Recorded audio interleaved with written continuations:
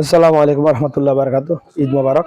আজকে কোরবানির ঈদ, গোস্ত খাবার উৎসব বাংলাদেশে চলতেছে। উৎসব সব জায়গায় পুরো বাংলাদেশে বদনাম করলে হবে না, পুরো পৃথিবীতে এরকম। মুসলমান এখন গোস্ত খাওয়ার জন্য মুসলমান, গরু গোস্ত খাওয়ার জন্য মুসলমান, আর গোস্ত খায় না এই জন্য হিন্দু। এরকমই হয়েছে। নীতি নৈতিক কোরআন হাদিসের আলোকে নীতি নৈতিকতা দিক দিয়ে মুসলমান এবং ইহুদি নাসারা খ্রিস্টানদের মধ্যে কোনো পার্থক্য নাই, হিন্দুদের মধ্যে বেশি পার্থক্য নাই। মুসলমান নামাজ পড়ে, কেউ পড়ে না। হিন্দুরা কেউ পূজা করে না। মুসলমান গীবত করে, সকলকরি করে। হিন্দুরা গীবত করে, সকলকরি করে। মুসলমান শিরিক করে, বেদাত করে। হিন্দুরাও করতেছে এখন। হিন্দুরাও করে, হিন্দুরা মা কালী পূজা করে, মুসলমান মাজারে গিয়ে পূজা করতেছে। এই দুজনে কাফের, দুজনে কাফের। মুসলমান সুদ খায়, ঘুষ খায়, সিগারেট খায়। হিন্দুরা সুদ খায়, সিগারেট খায়, ঘুষ খায়, সব খাইতে করতেছে। মুসলমান সিন্ডিকেট করে, সাদাবাজি করে। হিন্দুরা সিন্ডিকেট করে, সাদাবাজি করতেছে। তাহলে মুসলমান নীতি পার্থক্য দিয়ে কোথায় পাইলেন আপনি? পাইলেন না তো।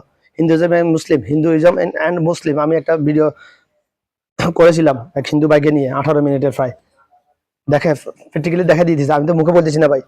মুসলমান ক্যারাম খেলতেছে, জুয়া খেলতেছে, হিন্দুও খেলতেছে, খ্রিস্টানও খেলতেছে। পার্থক্য কোথায় ভাই? কোথায় পার্থক্য?